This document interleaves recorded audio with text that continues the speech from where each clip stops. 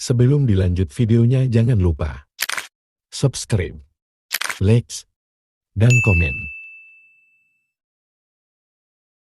Selanjutnya, mari kita simak khotbah Idul Adha bersama Ustaz Yunanul Murad Ridwan Nurombi dengan tema Kemuliaan Nabi Ibrahim alaihi salam.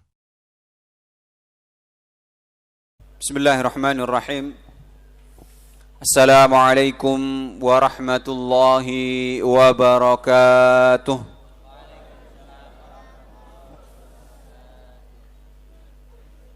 Alhamdulillahi rabbil alamin. Nahmaduhu wa nasta'inuhu ala umuri dunya waddin. Thumma assalatu wassalamu ala ashrafil anbiya'i wal mursalin. Sayyidina wa maulana Muhammadin wa ala alihi wa ashabihi ajma'in. Alhamdulillahilladzi bi ni'matihi tatimmus shalihat walladzi rafa'a as-samaa'a bila 'amad alladzi lam yalid wa lam yulad wa lam yakul lahu kufuwan ahad. Qala Allah Ta'ala fil Qur'anil Karim, ya ayyuhalladzina amanu taqullaha haqqa tuqatih wa la tamutunna illa wa antum muslimun. Wa qala aidan fi ayatin ukhra, inna a'tainakal kautsar fasalli li rabbika wanhar inna syani'aka huwal abtar. Wa qala rasuluna Muhammad ibnu Abdillah salawatullahi wa salamuhu alaihi, ittaqillaha haitsu ma kunta wa atbi'is sayyi'atal hasanata tamhuha wa khaliqin nasa bi khuluqin hasanin. Wa qala aidan, man kana lahu sa'ah wa lam yudhi fala yaqrabanna musallana. Allahu akbar, Allahu akbar, Allahu akbar. La ilaha illallah wallahu akbar, Allahu akbar walillahil hamd. Alhamdulillah, ma'asyiral muslimin, jamaah salat Idul Adha rahimani wa rahimakumullah. Kita bersyukur kepada Allah Subhanahu wa Ta'ala pada kesempatan pagi hari ini. Allah Subhanahu wa Ta'ala memberikan kepada kita banyak sekali kenikmatan, yang dengan kenikmatan-kenikmatan itu Allah memberikan izin kepada kita untuk melaksanakan salah satu ibadah ritual yang kita laksanakan setahun sekali, yakni pelaksanaan sholat Idul Adha secara berjamaah. Tentu saja kenikmatan ini tidak Allah Subhanahu wa Ta'ala berikan kepada semua orang. Ada yang Allah Subhanahu wa Ta'ala berikan sakit, ada yang Allah Subhanahu wa Ta'ala uji dengan musibah, ada bahkan hari ini saudara-saudara kita yang harus berada dalam kondisi konflik ketika melaksanakan sholat Idul Adha, khususnya saudara kita di Palestina. Maka Allah yang hari ini memberikan kepada kita kemampuan, Allah yang memberikan kepada kita kelapangan, Allah yang memberikan kepada kita kesehatan, maka kita syukuri nikmat Allah Subhanahu wa Ta'ala tersebut dengan sebaik-baiknya.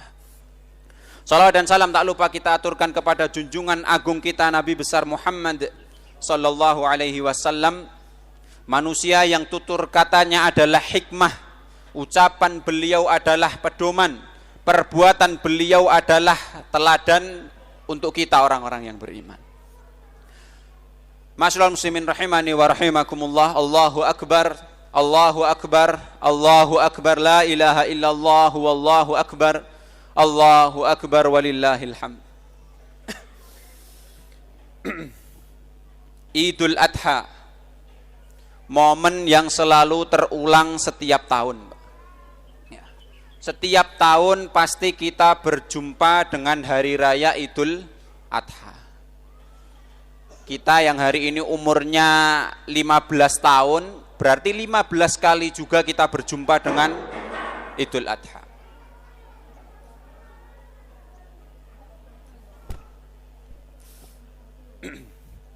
Kita yang hari ini berumur 20 tahun, maka 20 kali juga kita berjumpa dengan Idul Adha.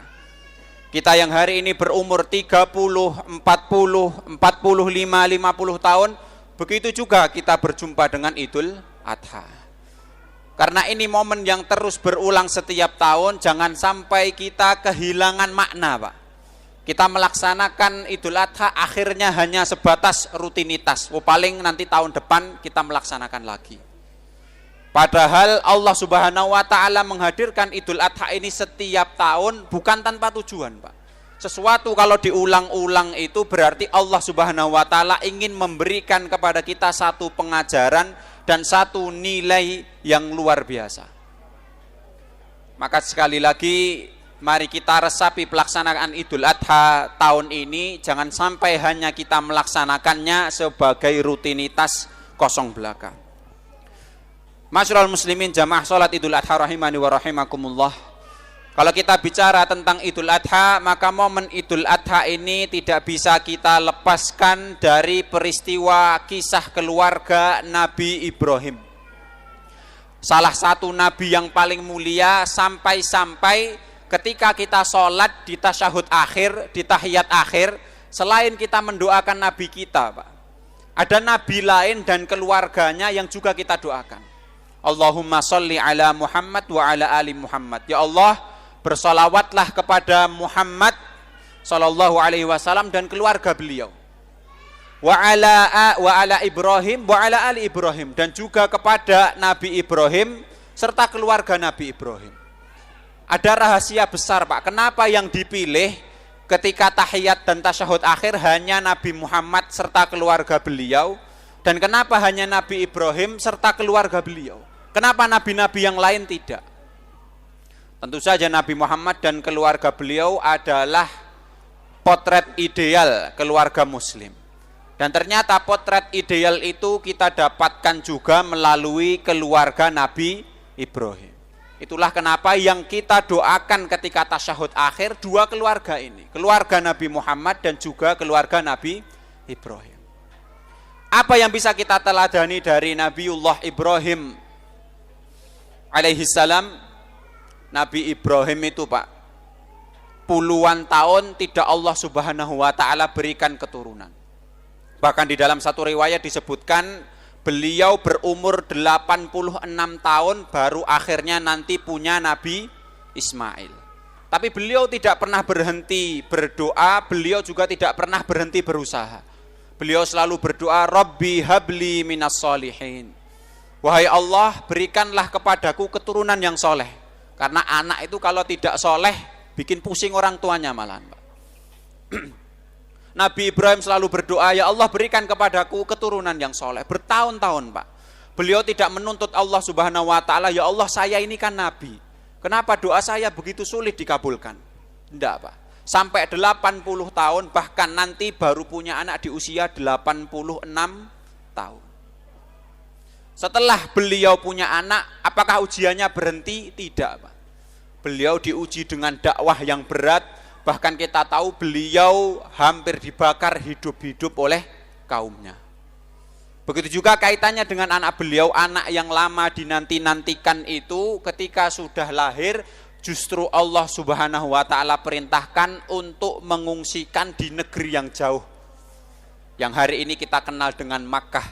Tetapi Makkah ketika itu tidak ada airnya, tidak ada tumbuhannya, tidak ada manusianya, tidak ada peradaban sama sekali di sana.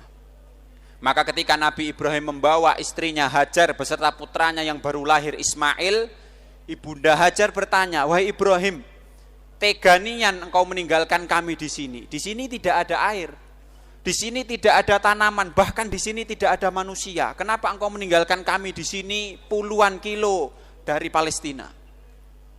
Nabi Ibrahim yang tidak tega dan tidak mampu menjawab, hanya memalingkan wajahnya. Kemudian Ibunda Hajar bertanya, Allahu amaraka bihadza. Wahai Ibrahim, apakah Allah Subhanahu wa taala yang memerintahkan seperti ini? Maka Ibrahim mengatakan, bala. Iya, ini perintah Allah. Allah memerintahkanku untuk meninggalkanmu bersama putra kita yang baru lahir di sini. Kalau bukan karena perintah Allah, tentu saja tidak mungkin aku akan melakukan hal seperti ini. Maka Ibunda Hajar sebagai istri yang solehah ketika mendengar bahwa ini perintah Allah, ya sudah diam. Karena perintah Allah tidak ada pilihan bagi orang-orang yang beriman kecuali dilaksanakan. Perintah Allah, kalau Allah Subhanahu wa taala berikan perintah kepada orang yang beriman, pilihan kita sebagai orang beriman cuma satu, melaksanakannya. Akhirnya Nabi Ibrahim meninggalkan ibunda Hajar dan juga Ismail, sampai akhirnya terjadilah beberapa keajaiban dan jadilah kota Makkah besar, megah dan mewah seperti yang kita kenal sekarang. Apakah ujiannya berhenti di situ? Ternyata tidak. Ya. Ketika Nabi Ismail beranjak dewasa, memasuki usia remaja, Allah berikan ujian yang lain lagi Pak kepada Nabi Ibrahim. Jadi ujiannya bertubi-tubi. Allah ingin menguji seberapa tingkat kesabarannya Nabi Ibrahim, seberapa kuat imannya Nabi Ibrahim. Allah Subhanahu wa taala berfirman di dalam surat As-Saffat, "Falamma balagha ma'ahu sa'ya, qala ya bunayya inni ara fil manami anni adzbahuka fangdur madza tara." Ketika Nabi Ismail sudah masuk ke usia dewasa, Nabi Ibrahim menemui putranya. Kemudian beliau mengajak putranya berdialog, ngobrol. "Wahai Ismail, sesungguhnya aku bermimpi menyembelihmu. Dan mimpi seorang nabi adalah wahyu, Pak. Artinya Allah memerintahkan kepadaku untuk menyembelihmu. Bagaimana pendapatmu wahai putraku?" Maka Nabi Ismail menjawab, "Ya abati, wahai ayahanda." Di sini bahasa yang digunakan bahasa kasih sayang, Pak. Ya bunayya, wahai anak tercintaku. Ya abati, wahai ayah tersayangku. Bukan hanya bapak dan anak biasa. Artinya mereka ngobrol benar-benar dari hati ke hati. Wahai ayahku yang tersayang, wahai ayah tercintaku, kalau memang ini perintah Allah Subhanahu wa taala, laksanakan, silahkan sembelih aku. Padahal menyembelih anak normal saja Pak, sesuatu yang berat, apalagi ini anak yang ditunggu-tunggu puluhan tahun, sudah lahir disuruh bawa pergi, sudah besar disuruh nyembelih Pak. Tapi karena keduanya adalah hamba yang berserah dan berpasrah kepada Allah, maka tidak ada pilihan bagi orang yang beriman ketika mendengar perintah Allah kecuali mengatakan sami'na wa ata'na. Ya Allah, kami mendengar dan kami akan mentaati perintah-Mu. Maka keduanya berangkat untuk melaksanakan ibadah penyembelihan tersebut. Jangan dikira pelaksanaannya cepat seperti cerita-cerita yang sampai kepada kita. Tidak Pak, banyak percakapan-percakapan mengharukan yang terjadi. Sempat Nabi Ismail mengatakan kepada ayahnya, "Ya abati, usdud ribati kaila at-tarib." Wahai ayah, nanti tolong ikat aku dengan kuat. Karena kalau ikatannya tidak kuat, aku takut aku nanti akan meronta-ronta. Ya abati, ukfuf anni thiyabak. Wahai ayah, tolong nanti pakaianmu dilipat, disingsingkan supaya darahku nanti tidak mengotori pakaian jenengan. Terus kalau jenengan pulang, ibu akan sedih dan menangis melihat darahku. Ya abati, istahid syafrotaka. Wahai ayah, tajamkan pisaunya, tolong tajamkan pisaunya. Wa asri' marrasikin, tolong juga nanti percepat pisaunya. Karena sesungguhnya bagaimanapun kematian itu tetap mengerikan. Artinya keduanya sudah benar-benar siap untuk melaksanakan dan benar-benar sudah pasrah kepada Allah Subhanahu wa taala. Ya. Maka ketika posisinya sudah siap Nabi Ibrahim hendak menyembelih putranya, maka Allah Subhanahu wa taala mengatakan, "Qad shaddaqta ru'ya." Wahai Ibrahim, engkau adalah orang yang jujur dan benar imannya. Kemudian di ujung ayat ke-107 Allah mengatakan, "Wa fadainahu bidzibhin adzim." Akhirnya ketika melihat kesungguhan, ketulusan, kesabaran, kejujuran iman dari Nabi Ibrahim dan Ismail, Allah ganti Pak Nabi Ismail tersebut dengan domba yang besar yang akhirnya nanti disembelih oleh Nabi Ibrahim, dan sampai sekarang kisah ini masih kita laksanakan setiap tahun secara simbolis dengan menyembelih binatang kurban. Artinya ini bukan cerita kosong. Ini cerita yang penuh hikmah dan pelajaran yang Allah Subhanahu wa taala ingin ajarkan dan tanamkan sesuatu kepada kita, Pak. Karena kalau ini tidak penting, tidak mungkin kita melaksanakannya setiap tahun.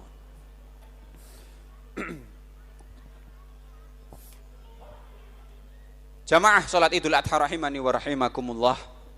Satu ayat yang menarik yang Allah Subhanahu wa taala sampaikan di dalam As-Saffat kaitannya dengan kisah Nabi Ibrahim dan Nabi Ismail. Allah mengatakan falamma aslama, ketika kedua nabi ini sudah benar-benar berislam, watallahu lil jabin, dan Ibrahim membaringkan putranya. Apa maksudnya benar-benar berislam, Pak? Nabi Ibrahim dan Nabi Ismail benar-benar tunduk, taat dan juga patuh kepada perintah Allah Subhanahu wa taala. Artinya apa? Artinya orang Islam itu adalah orang yang tunduk, taat dan patuh kepada perintah Allah Subhanahu wa taala. Allah Subhanahu wa taala berfirman di dalam surat An-Nur, "Innama kana qaulal mu'minina idza du'u ila Allahi war rasul liyahkuma bainahum ay yaqulu sami'na wa ata'na." Orang-orang beriman itu kalau sampai kepada mereka perintah Allah, kalau sampai kepada mereka perintah dari Rasulullah Shallallahu Alaihi Wasallam, maka perintahnya cuma satu, Pak. Apa itu? Ayyaqulu sami'na wa ata'na. Ya Allah, kami mendengar perintahmu dan kami, bismillah, kami akan mentaati dan melaksanakannya. Maka orang yang disebut Islam adalah mereka yang ketika sampai kepada dirinya perintah Allah, tidak ada pilihan lain, Pak. Tidak cari-cari alasan, kecuali yang dia lakukan adalah melaksanakan perintah Allah Subhanahu wa taala tersebut. Wa nufiddin rahimani wa rahimakumullah. Maka Allah Subhanahu wa taala menyebut keduanya dengan aslama. Kedua-duanya telah benar-benar berislam. Kedua-duanya sudah benar-benar taat. Kedua-duanya sudah benar tunduk kepada Allah Subhanahu wa taala. Ma'asyiral muslimin rahimani wa rahimakumullah. Satu catatan penting. Kita sebagai orang Islam dan orang beriman ini, Allah Subhanahu wa taala berikan aturan tidak lain dan tidak bukan pasti untuk kebaikan kita. Maka seorang muslim ketika sampai kepadanya perintah Allah, Allah suruh dia sholat, bismillah Pak, laksanakan sholat. Pasti ada kebaikan di situ. Allah memerintahkan kepada kita berpuasa khususnya di bulan Ramadan, bismillah Pak, kita laksanakan. Pasti ada kebaikan di situ. Dan orang yang taat inilah yang disebut sebagai muslim sejati, sebagaimana yang dilakukan oleh Nabi Ibrahim dan juga Nabi Ismail. Ketika Allah Subhanahu wa taala memerintahkan kepada orang kaya untuk zakat, bismillah Pak, kalau Allah Subhanahu wa taala memberikan kepada kita kelapangan, kita laksanakan itu. Pasti ada hikmah dan kebaikan di situ. Bukankah dulu para sahabat juga mengajarkan kepada kita potret ketaatan? Para sahabat itu dulu punya hobi nenggak ciu, ya, minum minuman keras. Bahkan tidak bisa lepas, Pak. Kalau nongkrong, ya temen nongkrongnya miras. Kalau bertamu, nanti suguhan dari tuan rumahnya miras. Kalau pergi safar, pulang, oleh-olehnya miras. Bahkan disebutkan dalam beberapa riwayat, para sahabat itu di rumah masing-masing punya stok miras bertong-tong. Tapi ketika Allah Subhanahu wa taala memberikan larangan miras, turun perintah Allah Subhanahu wa taala, innamal khamru wal maisiru wal ansabu wal azlamu rijsun min amali syaitan fajtanibuh. Sesungguhnya minuman keras, berjudi, mengundi nasib, menyembah berhala, itu semua adalah perbuatan setan, maka jauhi. Apa yang dilakukan oleh para sahabat, Pak? Mereka tidak protes kepada Allah, mereka tidak merasa keberatan kepada Rasulullah, tapi mereka langsung melaksanakan perintah tersebut. Mereka membuang semua simpanan minuman kerasnya. Bahkan dalam sebuah hadis disebutkan sampai beberapa wilayah di kota Madinah itu minuman keras banjir, menggenang hingga setinggi mata kaki. Inilah potret muslim sejati, orang yang tunduk dan patuh semaksimal mungkin kepada Allah Subhanahu wa taala. Bukankah kita mengakui bahwa Allah Subhanahu wa taala punya nama Al-Hakim, yang maha bijaksana? Maka pasti perintah Allah Subhanahu wa taala kepada kita isinya adalah bijaksana. Bukankah kita mengakui bahwa Nabi Muhammad sallallahu alaihi wasallam itu rahmatan lil alamin, maka pasti apa yang beliau bawa isinya adalah rahmat kebaikan bagi manusia, khususnya kita orang-orang yang beriman. Ketika Allah memerintahkan kepada kita sholat dan kita melaksanakan, ternyata selain kita mengisi hati kita, Pak, kita juga diajari disiplin, kita diajari tepat waktu. Allah mengajarkan kepada kita persamaan dan kesetaraan. Walaupun jenengan tokoh masyarakat, kalau sholat datangnya terakhir ya di belakang, Pak. Ya. Walaupun jenengan presiden, kalau sholat masbuk ya tetap harus nambah rakaat. Ya. Itu yang Allah Subhanahu wa Ta'ala ingin mengajarkan kepada kita dari ibadah sholat. Ketika Allah memerintahkan kepada kita puasa misalnya, selain Allah ingin mengajari hati kita supaya bersih, ternyata puasa itu juga sangat bermanfaat bagi kesehatan. Bahkan ada buku ditulis oleh 2 dokter dari Amerika yang salah satu pembahasannya di situ adalah menjelaskan bahwa puasa itu bisa membuat seseorang hidup lebih lama dan juga lebih sehat. Termasuk ketika Allah melarang kepada kita sesuatu, Pak. Ketika Allah melarang kepada kita mencuri misalnya, pasti tujuannya untuk kebaikan sosial. Ada orang yang begitu sulit mengumpulkan harta, kok tega ada orang lain yang dengan mudahnya mengambil apa yang bukan menjadi miliknya. Ketika Allah melarang kepada kita minuman keras, Pak, bukan tanpa tujuan. Ya. Bukankah kita banyak melihat kriminal, perbuatan jahat, perbuatan tidak senonoh yang berawal dari minuman keras. Dan Allah Subhanahu wa Ta'ala ingin membuat kita menyayangi otak dan akal kita, Pak. Karena minuman keras dan yang semisalnya, narkoba, narkotika, psikotropika dan lain sebagainya, itu adalah bentuk dari zat-zat yang dapat merusak akal kita. Ketika Allah Subhanahu wa Ta'ala melarang kita judi misalnya, dengan semua bentuknya, tidak lain dan tidak bukan supaya kita sayang dengan uang dan harta kita sendiri, Pak. Bukan apa-apa. Ya. Ketika kita meninggalkan larangan Allah, Allah tidak butuh. Ketika Allah memberikan kepada kita aturan, justru itu demi kebaikan kita. Judi dengan apapun bentuknya, ya. Judi kartu, ya. Judi togel, ya. Mungkin kalau zaman sekarang ada judi online. Ya. Ini semua merugikan, ya. Dan ketika Allah memberikan larangan, pasti ada hikmah, pelajaran dan kebaikan bagi kita di situ. Maka mari sama-sama di momen Idul Adha ini kita kembali kepada kisah Nabi Ibrahim dan Nabi Ismail, serta bagaimana mereka mengajarkan kepada kita proses ketundukan, ketaatan kepada perintah Allah Subhanahu wa Ta'ala. Mari kita akhiri khutbah Idul Adha pada kesempatan pagi hari ini dengan berdoa kepada Allah Subhanahu wa Ta'ala.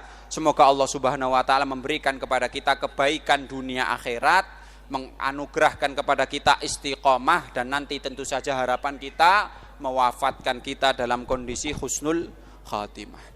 Innallaha wa malaikatahu yusalluna 'alan nabiy ya ayyuhalladzina amanu sallu 'alaihi wa sallimu taslima. Allahumma salli 'ala Muhammad wa 'ala ali Muhammad kama sallaita 'ala Ibrahim wa 'ala ali Ibrahim.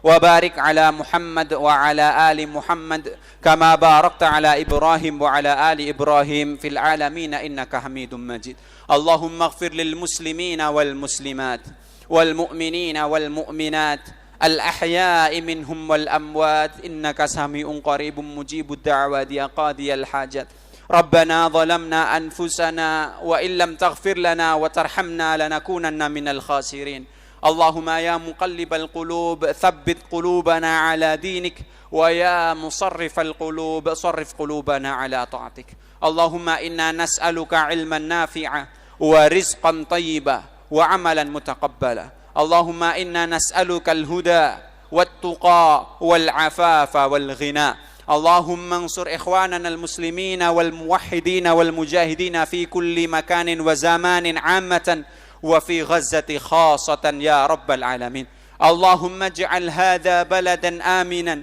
مطمئنا مقيما لدينك ولشريعة نبيك يا رحمن يا رحيم ربنا آتنا في الدنيا حسنة وفي الآخرة حسنة وقنا عذاب النار وقنا عذاب النار وقنا عذاب النار والحمد لله رب العالمين.